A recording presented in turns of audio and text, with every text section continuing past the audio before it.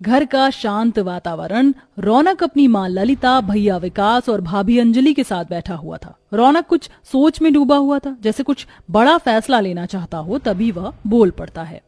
माँ, भैया, भाभी, मुझे आप सबसे एक जरूरी बात करनी है। क्या बात है बेटा?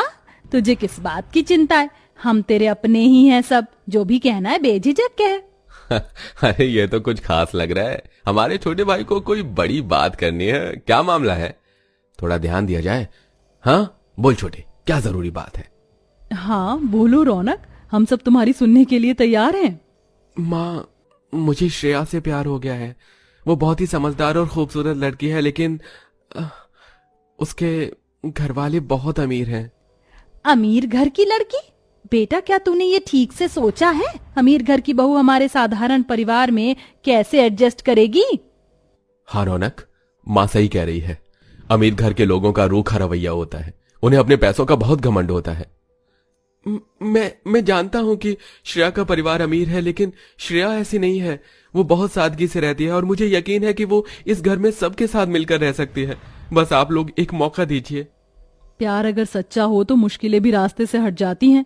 मैं रौनक की बात पर भरोसा करती हूँ। हमें उसे एक मौका देना चाहिए। आखिरकार प्यार में समझ और धैर्य सबसे महत्वपूर्ण होते हैं। ठीक है, अगर तुम सब कहते हो तो मैं भी मान जाती हूँ, लेकिन याद रखना इस घर की इज्जत सबसे ऊपर है। सब रौनक की खुशी में सहमत हो जाते हैं और श्रेया के साथ उसकी शादी की तैयारी शुरू हो जाती है। शादी की तैयारियां पूरे जोर पर होती हैं। श्रेया अमीर घर की लड़की है, इसलिए शादी भी शाही अंदाज में हो रही है। सभी खुशी खुशी इस शादी में व्यस्त हैं। हमारी बहू तो बड़ी सुंदर और अमीर है। देखना अब हमारे घर का मान सम्मान और बढ़ जाएगा। हाँ माँ, श्रेया वाकई बहुत सुंदर है। उम्मीद है कि वो हमारे साथ खुशी खुशी रह पाएगी। श्रेया का स्वागत पूरे घर में बड़ी धूमधाम से किया जाता है और वो अंजलि की देवरानी बनकर घर में आती है। आ जाओ श्रेया, तुम्हारे इस घर में स्वागत है। आज से मेरे पास भी एक देवरानी है, जिसके साथ मैं बहन की तरह रहूंगी। लोगों को अपनी हैसियत कभी नहीं भूलनी चाहिए। और वैसे भी आपका और मेरा कोई तालमेल नहीं है, तो हमारे रिश्ते को बहन जैसा शब्द देने की क्या जरूरत है? मेरे स्टैंडर्ड पर आने के लिए आपको पूरी जिंदगी लग जाएगी। श्रेया का ये तड़कता भड़कता जवाब अंजलि को बहुत बुरा लगता है, लेकिन वह उसकी बात को नजरअंदाज कर देती है। शादी के बाद श्रेया अपने असली रूप में आ जाती है। उसके अंदर पैसों का घमंड साफ दिखने लगा था। घर के कामों में उसे रुचि नहीं थी। पहले दिन से ही वह अपनी जेठानी से काम करवाने लगती है। अरे जेठानी जी, अभी तो मेरी शादी का पहला दिन ही हुआ है, ये काम तुम ही कर लो। मेरे पास तो टाइम ही नहीं होता। मुझे तो शॉपिंग पर जाना है और कुछ दोस्तों से भी मिलना है। हाँ अंजलि, अब श्रेया हमारी छोटी बहू है और नई नवेली दुल्हन भी है, तो उसे इतना काम करने की जरूरत नहीं है। तुम ही सब संभाल लो, तुम्हें तो आदत है काम करने की। जी माँ जी, जैसा आप कहें। अंजलि मन ही मन दुखी हो जाती है, क्योंकि देवरानी के आने के बाद भी सास ने अब उसे ही सारा काम सौंपने को दिया है, घर का भी और देवरानी का भी, जबकि श्रेया केवल मौज मस्ती करती रहती है। शादी के एक दिन बाद श्रेया के मायके से मेहमान आने वाले हैं। ललिता और श्रेया इस बात से खुश हैं कि उनके यहाँ इतने लोग आ रहे हैं और श्रेया की इज्जत बढ़ने वाली है। अरे अंजलि, कल श्रेया के मायके से कुछ मेहमान आ रहे हैं, हमें उनके स्वागत की पूरी तैयारी करनी होगी। हाँ माँ, मेरे घर वालों को बहुत शाही खाना चाहिए। आप तो जानती ही हैं कि हमारे यहाँ किस तरह का खाना पसंद किया जाता है। माँ, मैं खाना बना लूंगी, आप लोग चिंता मत करें, मैं सब संभाल लूंगी।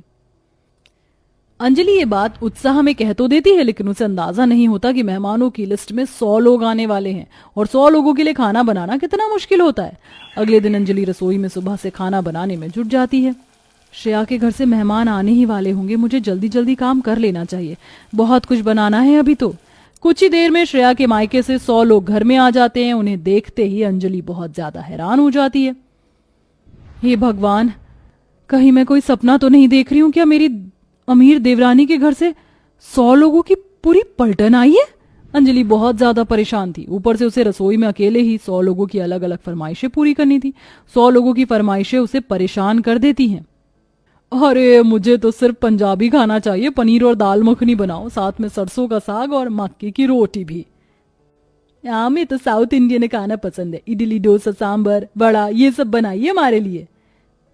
बच्चे तो पिज्जा और बर्गर ही खाएंगे, उनके लिए कुछ भी बनाइए, उन्हें साधारण खाना अच्छा ही नहीं लगता। अंजलि हड़बड़ी में सबकी फरमाइशें पूरी करने की कोशिश करती है, लेकिन थकान और गर्मी उसे परेशान कर देती है। उसकी कमर में दर्द होने लगता है और वो बेहद थक जाती है। हे भगवान, ये सब काम कैसे करूंगी? इतने लोगों की फरमाइशें पूरी करना बहुत मुश्किल हो रहा है। अंजलि इधर बनाती है, उधर 100 लोगों के बीच सारा खाना खत्म हो जाता है। फिर अंजलि दोबारा रसोई में जाती है और दोबारा से खाना बनाती है। ऐसे ही वह सबकी फरमाइशें पूरी करके बहुत ज्यादा थक जाती है। अरे बहू देखो, इन बच्चों को पानी भी चाहिए, पानी भी देकर चली जाओ। कोई बात नहीं माँ जी, पानी मैं लेकर आती हूँ। अरे तुम क्यों जा रही हो? तुम अपने मेहमानों के पास बैठो, उनसे बातें करो। तुम तो अभी नई बहू हो, तुम्हें काम करने की जरूरत नहीं। तुम्हारी जेठानी अपने आप संभाल लेगी। अपनी सास की ये बात सुनकर श्रेया चुपचाप बैठ जाती है, जिसके बाद वो भी जेठानी के बनाए हुए अलग अलग पकवान का आनंद उठाती है। अब श्रेया देखती है कि उसके 100 मेहमान उसके ससुराल में जाकर जम ही जाते हैं, जाने का नाम ही नहीं लेते। इनकी फरमाइश तो खत्म ही नहीं हो रही। अब तो इन्होंने काफी कुछ खा लिया, इन्हें चले जाना चाहिए था। मुझे तो आइसक्रीम खानी है। श्रेया मौसी जी, मेरे लिए आइसक्रीम मंगवा दो। हाँ हाँ बिल्कुल। अच्छा सुनो श्रेया, मीठे में क्या बनवाया है? अभी मैं रसोई में जाकर देखती हूँ, मैंने देखा नहीं है। मैं एक बार रसोई में जाती हूँ और देख कर आती हूँ कि मीठे में और बाकी खाने में क्या क्या है। ऐसा कहने के बाद श्रेया रसोई में जाकर देखती कि अंजलि पूरी तरह थकी हुई है और उसकी हालत खराब है। उसे अपनी जेठानी पर दया आ जाती है। अरे मैंने सोचा भी नहीं था कि जेठानी जी को इतना काम करना पड़ेगा। मैंने तो इसे बहुत हल्के में लिया था। मुझे कुछ करना चाहिए। ऐसे तो इनकी फरमाइश पूरी करते करते जेठानी जी की और भी ज्यादा बुरी हालत हो जाएगी, और थोड़ा थोड़ा बनाने में मेहनत भी बहुत लगती है। श्रेया तुरंत मोबाइल निकालकर बाहर से खाना ऑर्डर कर देती है ताकि अंजलि को और काम ना करना पड़े। जेठानी जी, अब आप रसोई से बाहर आइए, मैंने बाहर से खाना ऑर्डर कर दिया है। मुझे माफ कर दीजिए, मुझे एहसास नहीं था कि आपको इतनी तकलीफ होगी। श्रेया, तुमने ये क्यों किया? तुम्हारे घर वालों के लिए खाना तो मुझे ही बनाना था, और मैं बना तो रही थी खाना। नहीं जेठानी जी, मैंने अपनी गलतियों को समझा है। मुझे आपके लिए ये सब नहीं करवाना चाहिए था। आप इतनी मेहनत करती हैं और मैं आपको समझ नहीं पाई। अब से मैं भी घर के कामों में आपका साथ दूंगी। प्लीज मुझे माफ कर दीजिए। अरे श्रेया, तुम्हें शर्मिंदा होने की जरूरत नहीं है। कोई बात नहीं, अभी तुम छोटी हो, शायद नादानी में ये सब कर दिया होगा। मुझे कोई गिला शिकवा नहीं है, वैसे भी तुम मेरी बहन जैसी हो। श्रेया अंजलि की बातों से भावुक हो जाती है और दोनों के बीच का रिश्ता मजबूत हो जाता है। अब श्रेया अंजलि को अपनी बड़ी बहन की तरह समझती है। आपने तो पहले दिन से ही मुझे अपनी छोटी बहन समझा था, लेकिन मैंने ही आपको अपनी बड़ी बहन नहीं समझा, और ऊपर से आपको अपनी अमीरी का घमंड भी दिखाया। मुझे ऐसा नहीं करना चाहिए था। आज से हम दोनों अपने ससुराल में बहनों की तरह ही रहेंगे, ये मेरा आपसे वादा है। श्रेया ने अब अंजलि के प्रति अपना रवैया पूरी तरह बदल लिया है। वो ना सिर्फ घर के कामों में हाथ बटाने लगी है, बल्कि अंजलि के साथ अच्छा व्यवहार भी करने लगी है। ललिता भी अब समझ चुकी है कि घर की जिम्मेदारी एक साथ मिलकर उठानी चाहिए।